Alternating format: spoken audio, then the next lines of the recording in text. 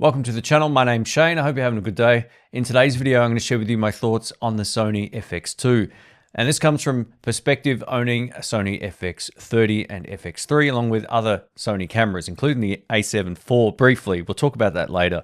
But I still own the ZV-E1. Now, most of you know me from the Lumix videos that I put together because it's my favorite camera system. But before they went phase detect, I actually bought a whole bunch of Sony gear, most of which now I've sold because I still prefer shooting with the stuff that I enjoy the most. Now, I'm not going to completely bash this camera. Everybody likes different things, and if it's the right camera for you, that's the most important thing. It's really easy to get caught up in the hype of a new release and think that you're always the target audience for everything. I used to think like that. It's not actually a great way of thinking. So this camera will appeal to somebody. It might not be you. If you've already got another camera or you aspire to get something else and this one's not right for you, that's totally fine too. But it's really easy just to bash something because you're not the target audience for it. But this is one of those cameras where I'm a little confused by the target audience. I'm going to start by talking a little bit about the overall design of this camera. The first thing that really caught my attention and something that confused me to no end was the EVF design. I just don't understand it. It flips up and out and it sticks out from the back, which means if you're loading it into a bag, it's just another point of contact that can eventually lead to a dodgy hinge, or it might come loose. While I haven't picked up the camera in person, you know, some of the Sony cameras, they can be a little rickety on some of the hinges. It's just the way that it is. The Sony a7C was a great example of that. Things creaked and moved funny and didn't fill me with confidence. And having a non-removable EVF seems like a really strange move. And the position of it also, from what I saw on the Petapixel video, it doesn't allow you to hook up a Rode Wireless Go or a Saramonic Ultra or any other wireless pack. And there's something that no one else mentioned that I've seen so far. The 3.5mm audio input is on the bottom left-hand side of the camera. So you got to stretch the cable all the way over. Now, some cables are long, but a lot of them come with those spring-loaded cables, and it's just not going to reach. I think that this is a really strange thing in terms of its design. Now, you can, of course, rig these out and do all that kind of stuff, but the EVF position, its size, and the fact it rotates like that, I just don't understand it. Sony are really great when it comes to their hot shoe compatibility for audio devices and wireless accessories. I'm not sure why they didn't go for some sort of removable electronic viewfinder. The first video I watched was from Jason Morris about this, and the first thing he said was the EVF design. It was the first thing that popped into my mind as a problem for a lot of people who want a video-centric camera. You know, thinking of Panasonic, for example, they just released the S1 Mark II, which is a killer. It's unreal. I don't have it. I didn't get to keep it. I did get to test it out. And for an extra few $100, you're getting a much better camera with no crops and almost no compromises versus this camera, the FX2, which is a few $100 cheaper.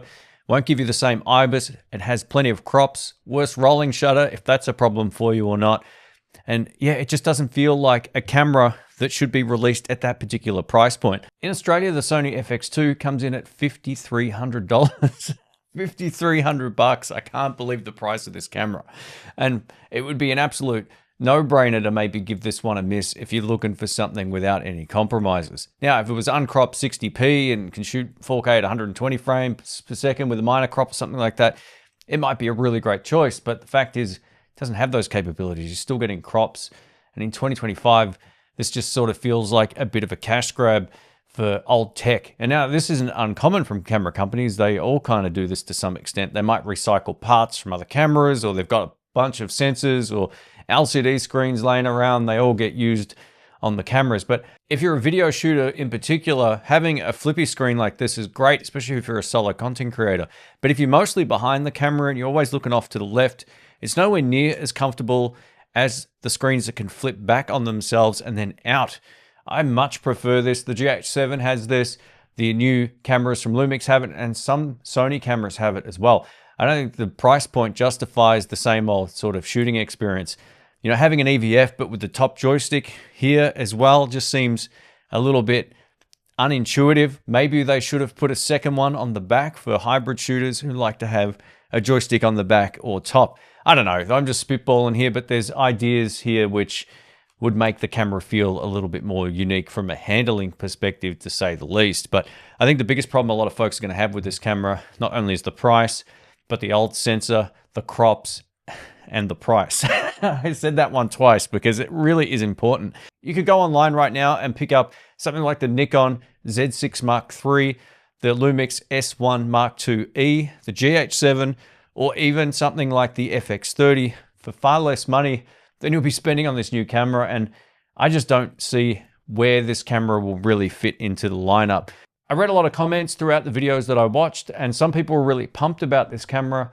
And if that's the right camera for you, then go for it. But I would really consider buying something used for far less money than this, being that it's got the old A7 IV sensor. Now, if you're on the fence between, say, getting an A7 IV and the new Sony FX2, you're buying the FX2 based on its design, which is a lot less ergonomic than the A7 IV. This is a strange move to bring out a hybrid camera, which does photo and video with a mechanical shutter on this new FX2, but it also gives you the video-centric body design. I don't know, man, it feels a bit weird to me. This camera, it really feels like no one put a whole lot of thought into it. It felt like an accumulation of spare parts. And, you know, if that's what they're doing, that's fine. But yeah, it's not a camera that's going to be on my radar anytime soon. Just not interested in it. I still think the FX30 represents arguably some of the best value for money in 2025. You can get great results out of that camera. Even though it does have an APS-C sensor, it's an absolute killer. I would still recommend that over buying this, unless of course you really love that sort of flippy and interesting electronic viewfinder. But let me know your thoughts. Thanks for watching. Catch you soon. See ya.